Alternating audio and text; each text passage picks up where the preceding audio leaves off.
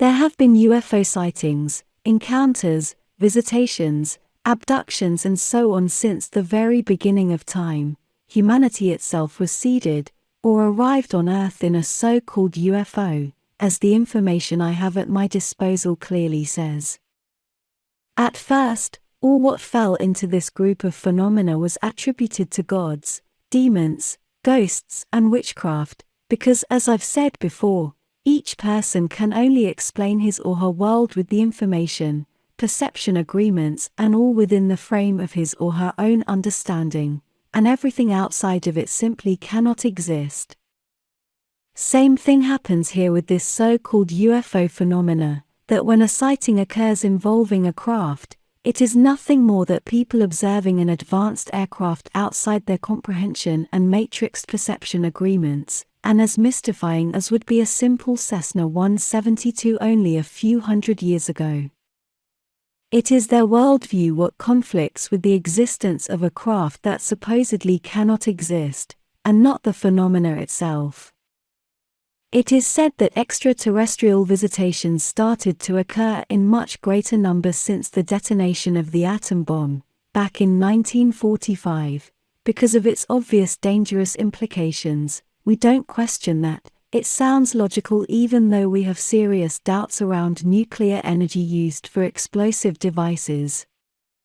But in my personal opinion and with all the non-human data I have at my disposal, the drastic increase of UFO sightings and cases had a lot more to do with two things. First, with World War II itself as a whole event, because it was very notorious for its extension and cruelty, and second with the advance and expansion of global communications from the decade of 1950 and on, making it a lot easier for people all over the world to simply find out about what is happening around the globe.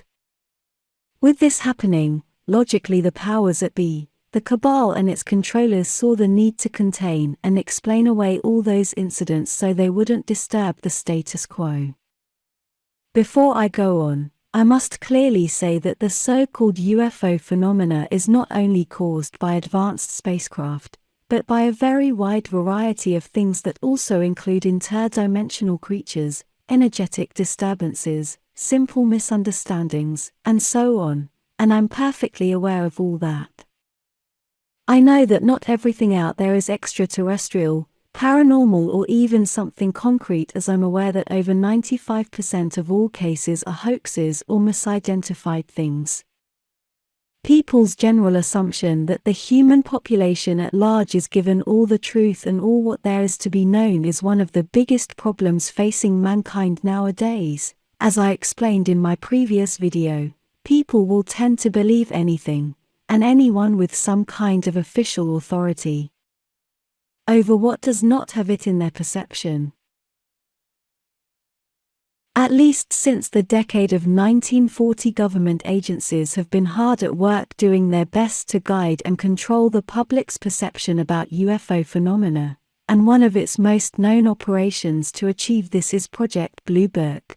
They disguised a disinformation campaign as a supposedly transparent, publicly approved research into the phenomena, and it always ended up disqualifying all incidents as misunderstandings, atmospheric phenomena, or as simple hoaxes. Nothing has changed nowadays, nothing.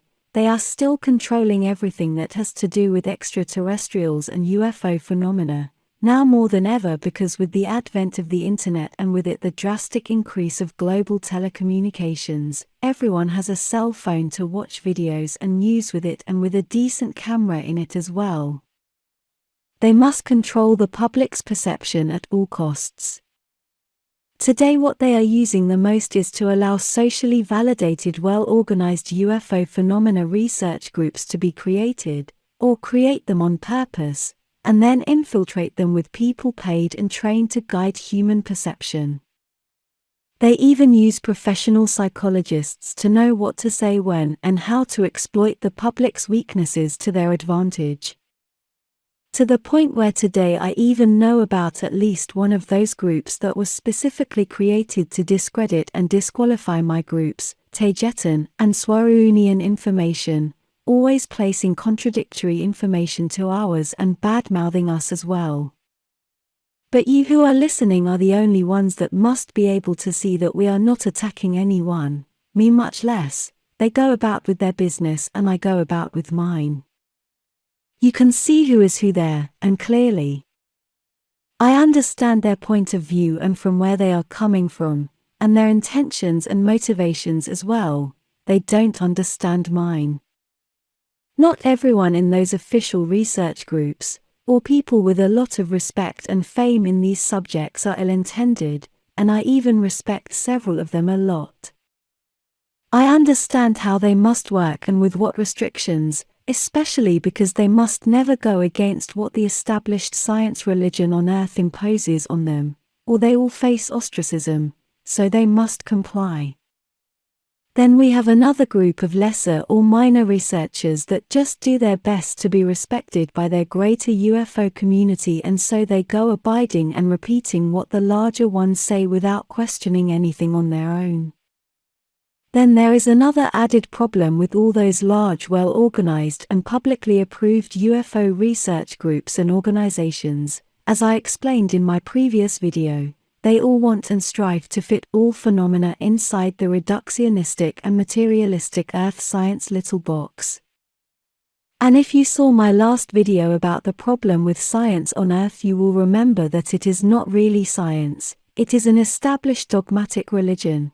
Therefore, and by design, hardly anything that has to do with the UFO phenomena and extraterrestrials will ever be taken as something serious, or something provable, and will much less be accepted as a reality because there can never be any proof that satisfies their dogmatic, highly controlled religion passing off as science.